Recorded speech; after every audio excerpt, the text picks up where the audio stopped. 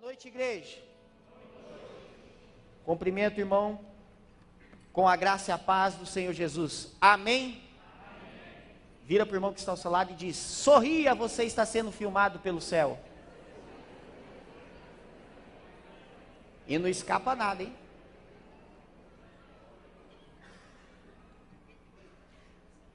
Antes de iniciar o que Deus tem para nós essa noite, eu quero contar uma pequena ilustração a você.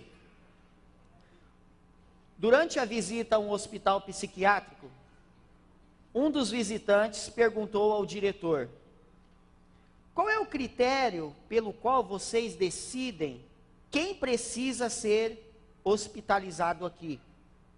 O diretor respondeu: nós enchemos uma banheira com água e oferecemos ao doente uma colher, um copo e um balde e pedimos que a esvazie. De acordo com a forma que ele decida realizar a missão, nós decidimos se ele precisa ficar no hospital ou não. Ah, entendi, disse o visitante. Uma pessoa normal usaria o balde, que é maior que o copo e a colher? Não, respondeu o diretor. Uma pessoa normal tiraria a tampa do ralo. O que isso tem a ver, irmãos? Às vezes a vida tem mais opções do que as oferecidas. Basta saber enxergá-las. Para você, o que é adoração? Quando eu falo a palavra adoração, o que você pensa? O que vem em sua mente? Qual a figura que você imagina? Qual o desenho que vem assim na sua imaginação? Quando eu falo o que é adoração? Eu fui buscar no dicionário um dos significados da adoração e diz assim, que adoração é amor excessivo, gosto imoderado de alguma coisa, reverência. Então, adoração não tem só a ver com música, tem a ver com as nossas atitudes em relação a quem nós estamos adorando. Partindo desta ideia, ser um adorador de Deus é reverenciar a Deus, é temer a Deus, é amar a Deus sobre todas as coisas. Por isso que a palavra de Deus diz que nós devemos amar a Deus com todo o nosso coração, com toda a nossa alma, com toda a nossa força e com todo o nosso entendimento. Eu quero ler algumas frases interessantes sobre adoração. Adorar a Deus deve ser uma experiência de tempo integral. Adoração é aquilo a que consagramos nosso interesse, nosso entusiasmo e nossa devoção. Adoração é mais que se agitar dentro de um templo, é sacudir o mundo com uma vida que agrade a Deus.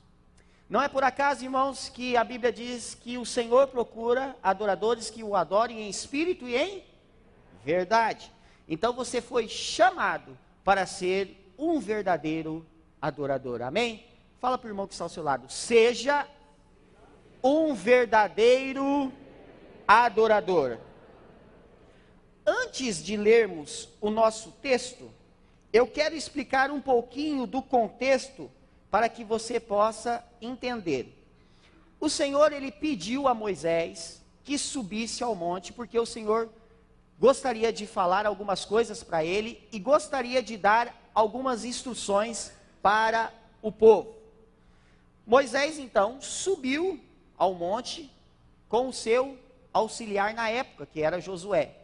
Mas antes de subir, ele chamou o povo e disse: olha, eu vou subir ao monte, o Senhor me chamou para subir ao monte, e eu vou estar ali, eu não sei por quanto tempo, talvez, a Bíblia não fala, mas talvez poderia ser uma semana, um dia, um mês. Mas Moisés disse ao povo: olha, enquanto eu estiver ali no monte, todas as questões que vocês tiverem para resolver, vocês vão trazer para Arão, e Arão e Ur vai resolver as questões que vocês trouxerem a eles. Então ali no monte o Senhor falou muito com Moisés, deu várias instruções para Moisés e para o povo, e finalizou entregando as tábuas de pedra escritas pelo próprio dedo de Deus. E é nesse momento, quando o Senhor finaliza a conversa com Moisés, quando ele entrega essas tábuas de pedra, que entra o nosso texto de hoje. Então abra sua Bíblia em Êxodo capítulo 32.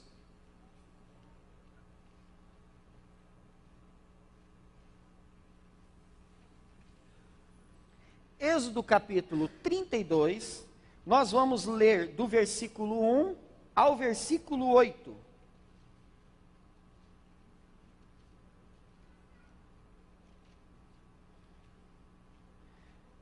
Diz assim o texto: O povo, ao ver que Moisés demorava a descer do monte, juntou-se ao redor de Arão e lhe disse: Venha, faça para nós deuses que nos conduzam. Pois a esse Moisés, o homem que nos tirou do Egito, não sabemos o que lhe aconteceu. Respondeu-lhes Arão: Tirem os brincos de ouro de suas mulheres, de seus filhos, de suas filhas, e tragam-nos a mim. Todos tiraram os seus brincos de ouro e os levaram a Arão. Ele os recebeu e os fundiu, transformando tudo num ídolo, que modelou com uma ferramenta própria, dando-lhe a forma de um bezerro. Então disseram: Eis aí os seus deuses, ó Israel, que tiraram vocês do Egito. Vendo isso, Arão edificou um altar diante do bezerro e anunciou: Amanhã haverá uma festa dedicada ao Senhor. Na manhã seguinte ofereceram holocaustos e sacrifícios de comunhão. O povo se assentou para comer e beber e levantou-se para se entregar à farra. Então o Senhor disse a Moisés: Desça, porque o seu povo que você tirou do Egito corrompeu-se. Muito depressa se desviaram daquilo que lhes ordenei e fizeram um ídolo em forma de bezerro. Curvaram-se diante dele, ofereceram-lhes sacrifícios e disseram: Eis aí, ó Israel, os seus deuses que tiraram vocês do Egito. Esse texto, irmãos, é um texto muito triste. É uma decepção esse texto. Um povo escolhido para ser o povo de Deus. Um povo que recebeu a promessa de Deus. Um povo em que Deus fez uma aliança em que ele seria o seu povo e o Senhor seria o Deus deles. Um povo em que o Senhor lutava por eles. Um povo que foi chamado para adorar a Deus. Um povo agora que vira as costas para Deus e adora um bezerro de ouro. Um bezerro que não existia, mas que eles mesmos fizeram para adorar. Este povo, irmãos, não sabia o que era ser um verdadeiro adorador.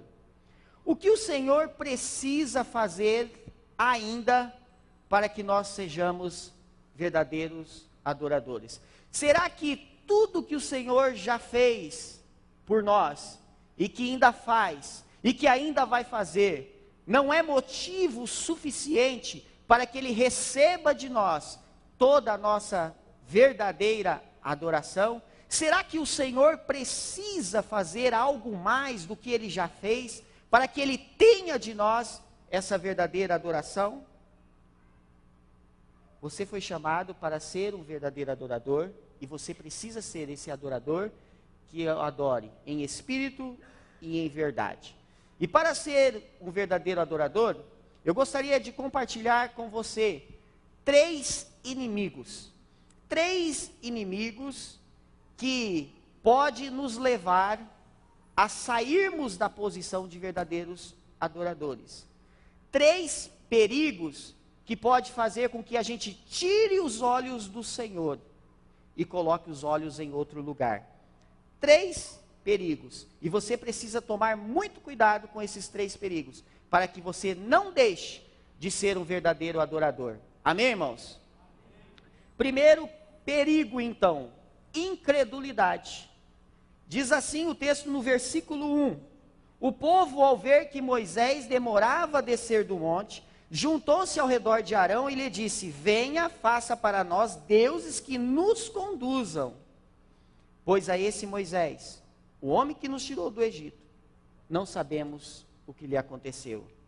Como verdadeiro adorador, você precisa tomar cuidado com a incredulidade. Aquele povo era muito impaciente e reclamava de tudo. E a impaciência, ela é contrária à fé, porque a fé acredita e espera, mas a impaciência não. Então aquele povo decidiu não esperar mais por Moisés. Aquele povo decidiu não esperar mais pelo Senhor. Observe o texto que diz: ao ver que Moisés demorava. Irmão, será que este é um comportamento de um verdadeiro adorador? Se as coisas estão demorando a acontecer na nossa vida, a gente desiste, a gente esquece de Deus, a gente vira as costas para Deus, a gente para de ser um verdadeiro adorador. É assim que funciona? Se Deus está demorando a ouvir a minha oração, se eu não estou enxergando nenhum movimento, se eu não estou recebendo nenhuma boa notícia, eu vou desistir, eu vou virar as costas para Deus, eu vou descer da minha posição de verdadeiro adorador. Será que é isso que a gente faz? É muito interessante notar que Israel não confiava como deveria no Senhor. O texto diz, olha o que eles disseram: pois a esse Moisés, o homem que nos tirou do Egito, não sabemos o que lhe aconteceu. Olha o grande problema aí da incredulidade: confiança no visível. Moisés era um grande homem de Deus, foi um homem usado poderosamente nas mãos do Senhor, só que não tinha sido ele que tinha libertado o povo de Israel. O Senhor tinha usado a vida dele. Aliás, ele nem queria ser o libertador, o Senhor teve que insistir com Moisés. Então repare, o povo diz: olha, o homem que nos tirou. Irmãos, eles não deveriam colocar a confiança no visível, eles deveriam colocar a confiança em Deus. E aí eles poderiam pensar: olha, nós não sabemos o que aconteceu com Moisés, não sabemos se Moisés vai voltar, mas nós vamos ficar aqui esperando, porque não foi Moisés que nos libertou, foi o Senhor. Então se Moisés não voltar, o Senhor vai levantar outra pessoa, mas nós temos que permanecer aqui. Mas não foi isso que o povo de Israel fez. Moisés está demorando, esse camarada aí que nos tirou do Egito não vai voltar não, a gente tem que fazer outra coisa, buscar outro Deus, buscar outra pessoa, porque senão nós vamos ficar aqui, perdidos aqui. O verdadeiro adorador não se deixa levar pela incredulidade. O verdadeiro adorador não precisa crer no visível para continuar adorando. Você não pode crer no visível para você continuar adorando. A Bíblia diz que sem fé é impossível. Então, se sem fé é impossível agradar a Deus, eu devo adorar a Deus com o quê? Com fé. E se eu devo adorar a Deus com fé, o que a Bíblia diz sobre fé? Que a fé é a prova das coisas que não se veem. Então o verdadeiro adorador, ele não precisa crer no visível para continuar adorando. Não importa se ele não está vendo nenhum sinal, não importa se o Senhor está demorando para responder as orações, demorando sim, no tempo dele, porque no tempo de Deus é diferente as coisas. Então a gente precisa tomar cuidado com a incredulidade. E sabe que é o mais triste? É que a história de Israel é bem parecida com a nossa. A gente é desse jeito. Quantas vezes nós deixamos de ser verdadeiros adoradores por causa da incredulidade? Ah, o Senhor está demorando a responder minha oração. Ah, o Senhor não ouve minha oração. Ah, o Senhor desistiu de mim. Ah, você quer saber de uma coisa? Eu vou largar de mão de ir para a igreja, de ir para a célula. Esse negócio não funciona não. Estou lá dentro da igreja, eu oro, as coisas não acontecem, Deus não responde minha oração. Esse negócio não funciona não. Muitas vezes a gente faz assim. E aí a gente deixa a nossa posição de verdadeiro adorador. Sua adoração não pode estar condicionada às coisas visíveis. Sua adoração não pode estar condicionada naquilo que você está correndo atrás para alcançar. Sua adoração, ela tem que estar condicionada ao fato de que Deus é o Senhor da sua vida e ponto final. Ele é o Senhor da sua vida, sua adoração é condicionada a isso, ponto final. Você não precisa mais motivo. Ele é o Senhor da sua vida, não é? Então pronto. A sua adoração tem que estar condicionada a isso. Seja um verdadeiro adorador. Então tome cuidado com a incredulidade. Amém, irmãos? Segundo perigo, versículo 2. Má influência. Diz assim o texto: respondeu-lhes Arão: tirem os brincos de ouro de suas mulheres, de seus filhos, de suas filhas, e tragam-nos a mim. Como verdadeiro adorador, você precisa tomar cuidado com a má influência.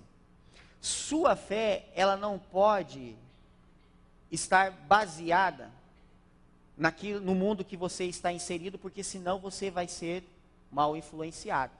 A sua fé tem que estar bem alicerçada nos valores de Deus e da palavra dele.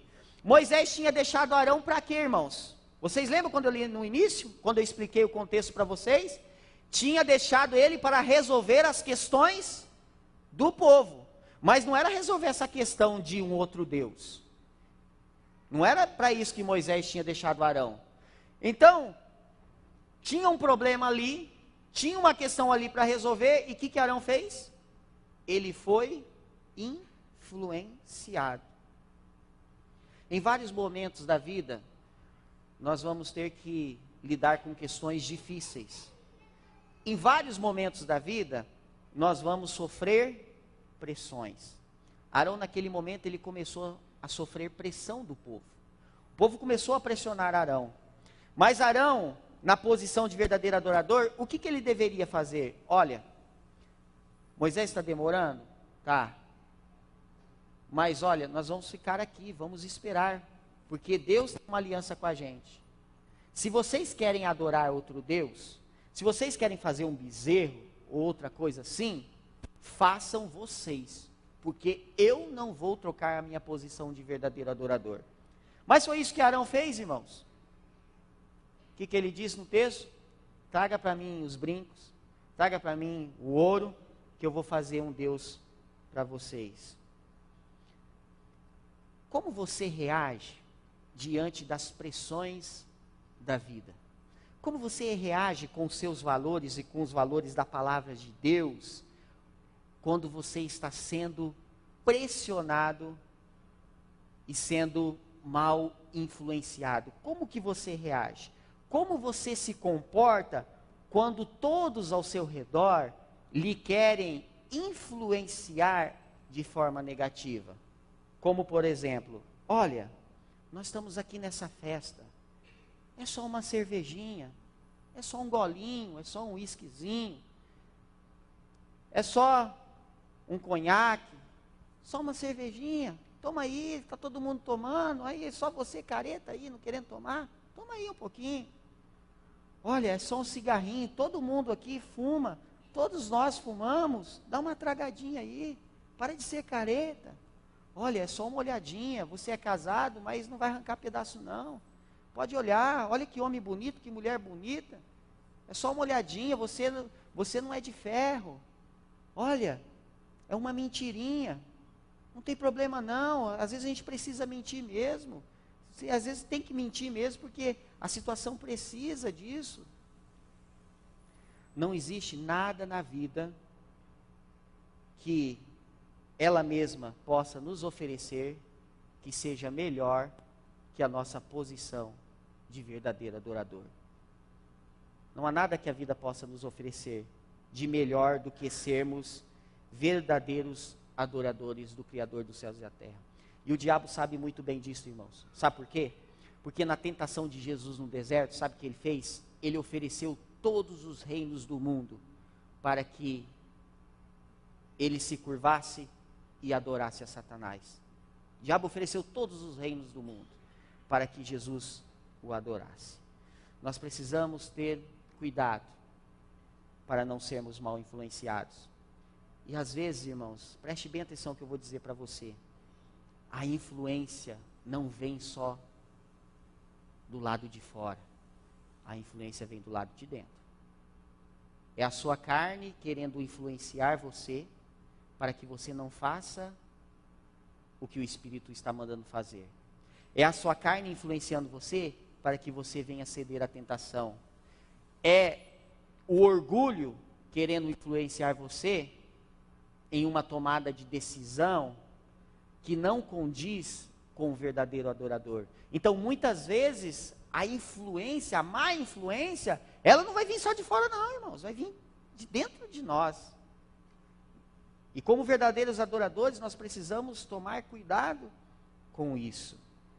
Paulo era um verdadeiro adorador porque ele sabia exatamente a quem ele adorava. Lá em 2 Timóteo 1,12 ele diz assim: porque sei em quem tenho crido. Você sabe a quem você adora? Se é o Senhor a quem você adora, isso precisa ser feito em espírito e em verdade. Se é Deus a quem você adora, isso precisa ser feito em espírito e em verdade. Então seja um verdadeiro adorador e tome cuidado com a má influência. Amém, irmãos?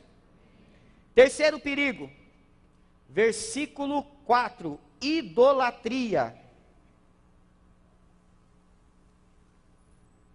Diz assim o texto: ele os recebeu e os fundiu, transformando tudo num ídolo, que modelou com uma ferramenta própria, dando-lhe a forma de um bezerro. Então disseram: eis aí os seus deuses, ó Israel, que tiraram vocês do Egito. Então, como verdadeiro adorador, nós precisamos tomar cuidado com a idolatria.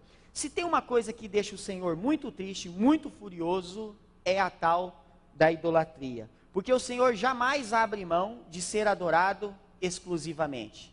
Primeiro, porque não existe outro Deus além do Senhor.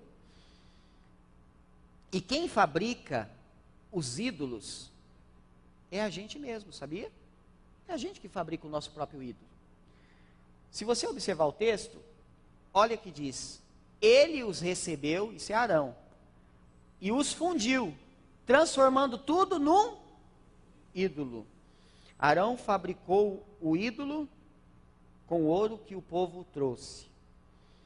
Isso é ainda pior, porque inventar um Deus feito por você mesmo para ser o seu próprio Deus. E tudo indica, irmãos, que o ouro que Arão recebeu, ele falou ao povo: olha, traz o ouro que eu vou fazer um Deus para vocês. Então aquele ouro que o Arão recebeu, olha bem, era o ouro que o povo de Israel tinha recebido do povo egípcio. Como eles receberam esse ouro? Quando Deus enviou a última praga, a morte dos primogênitos, Faraó falou para o povo: olha, podem ir. E aí o que o povo de Israel fez? Pediram o ouro para o povo egípcio. E a Bíblia diz que o povo egípcio deu aquele ouro para o povo de Israel. Então eles saíram pedindo: olha, me dá essa pulseira, me dá essa corrente e tal. E o povo egípcio foi dando para o povo de Israel. Então eles saíram com aquele ouro. Agora veja bem que triste. Aquele ouro que era lembrança de libertação, aquele ouro que era lembrança de vitória, agora vira lembrança de idolatria. Como o povo pega um ouro que lembrava a libertação, que lembrava que o Senhor tinha lutado por eles, que lembrava a vitória, agora eles pegam aquele mesmo ouro e transformam em um ídolo, e agora aquele ouro que servia de vitória e libertação, agora serve de lembrança de idolatria. A idolatria, irmãos, nos leva a agir com tolice, porque onde o povo estava com a cabeça em dizer que aquilo que eles acabaram de fazer era o Deus que tinha tirado eles do Egito. Idolatria é muito sério e nós podemos estar cometendo este pecado. Sabia que você pode estar cometendo o pecado da idolatria? Nós aprendemos no início, quando eu li o significado de adoração, o que eu disse? Que adoração é um amor excessivo por algo. Não foi isso? Isso é o significado da adoração. Então vamos entender aqui.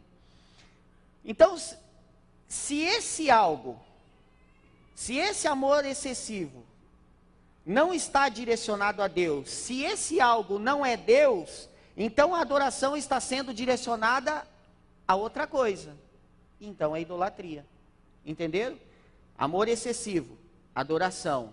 Se esse amor excessivo não está ligado a Deus, a minha adoração está sendo direcionada para outra coisa. Então é idolatria. Exemplo.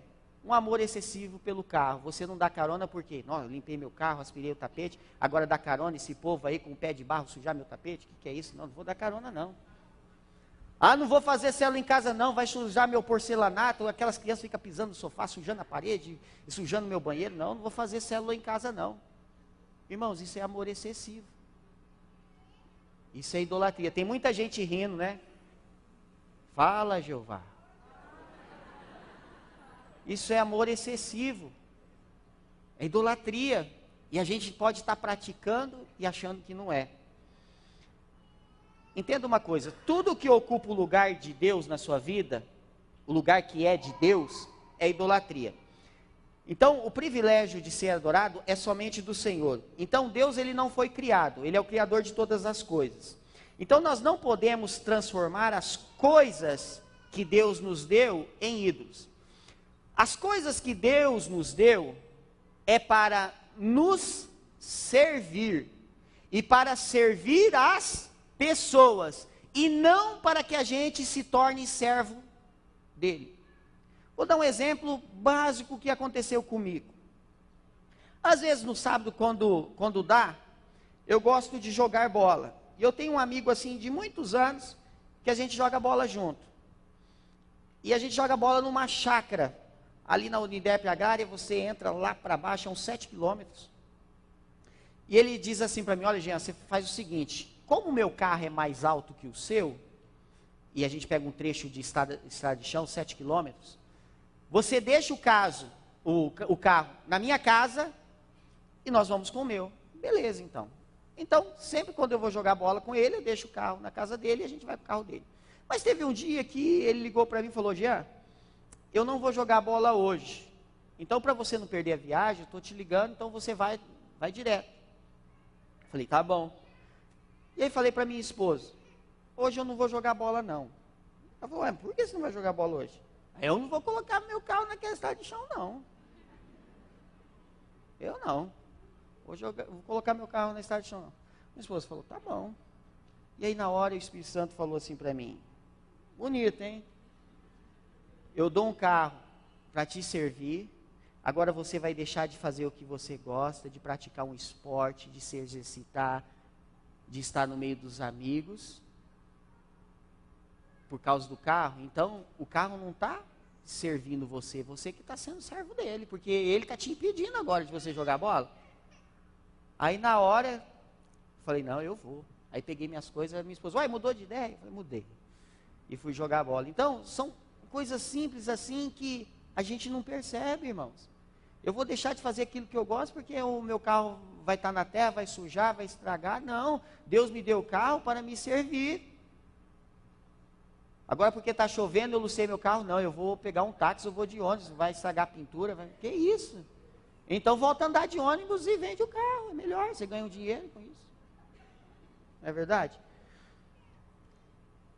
Então você precisa ser um verdadeiro adorador e tomar cuidado com a idolatria. Irmãos, uma vida sem Deus é uma vida sem compromisso. Uma vida sem Deus é uma vida levada na brincadeira. Pastor, por que o senhor está dizendo isso? Porque olha o que diz o versículo 6 do texto. Na manhã seguinte, isso depois de ter feito o bezerro, ofereceram holocaustos e sacrifícios de comunhão. O povo se assentou para comer e beber e levantou-se para se entregar à farra. Irmãos, o povo estava se divertindo com uma questão que comprometia a vida deles. Irmãos, o que isso tem a ver com a gente? Nós não podemos brincar com a vida que Deus nos deu. A vida é algo muito precioso que Deus nos deu, e Ele nos deu uma vida só. Então a gente não pode brincar com a vida que Deus nos deu. E aí o texto começa a ficar pior. Versículo 7 diz assim: então o Senhor disse a Moisés: desça, porque o seu povo que você tirou do Egito corrompeu-se. Irmãos, reparem uma coisa aí. Por que o Senhor disse isso? O Senhor estava tão bravo com o povo de Israel que ele não reconhece Israel como seu povo. Olha aí, agora o povo é de Moisés. Ó, o seu povo, que você tirou do Egito, corrompeu-se. Irmãos, quando nós nos corrompemos, nós não agimos como o povo de Deus. Sabe por quê? O significado da palavra corromper significa deteriorar, estar inutilizado, estragado, apodrecido. Você come um alimento apodrecido, estragado? Então, quando nós nos corrompemos, nós somos como um alimento estragado que Deus não tem prazer em saborear. Quando nós nos corrompemos, nós nos tornamos inutilizáveis para sermos luz nas trevas. A nossa lanterna não acende.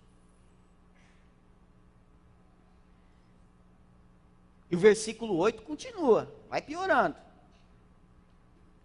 Diz assim: muito depressa se desviaram daquilo que lhes ordenei.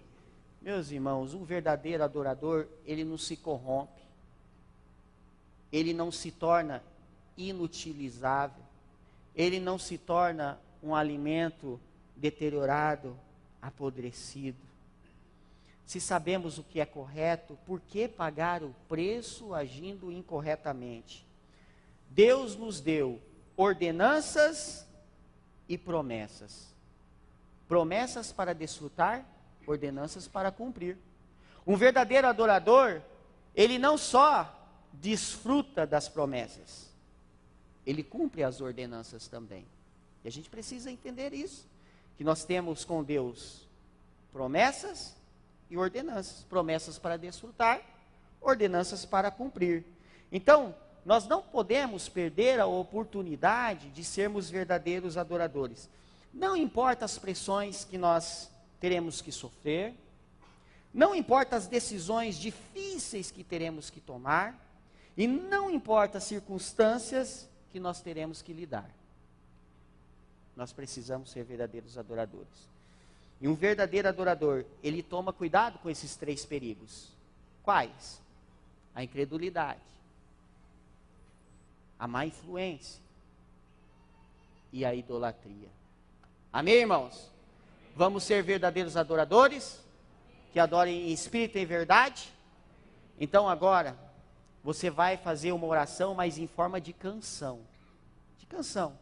Quero que você cante essa canção com toda a sua alma, com toda a sua força, para que você transforme esta canção em uma adoração e uma oração a Deus. Amém, irmãos? Vamos colocar em pé.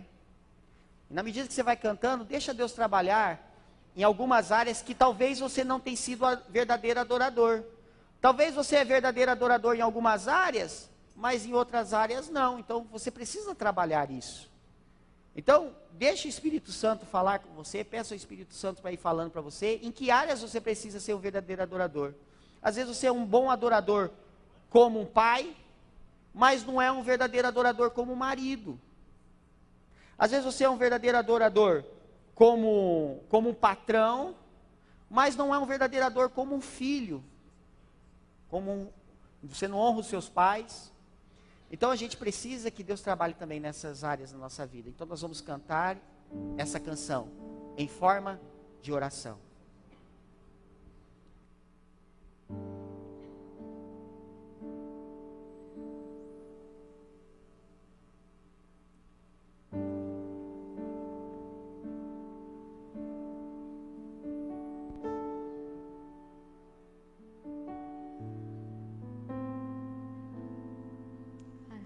Pode fechar os seus olhos e começar a adorar ao Senhor.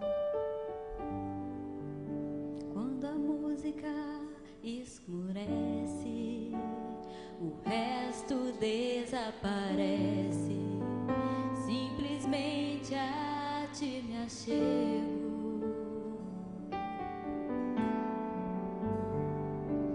ansiando oferecer algo de valor para abençoar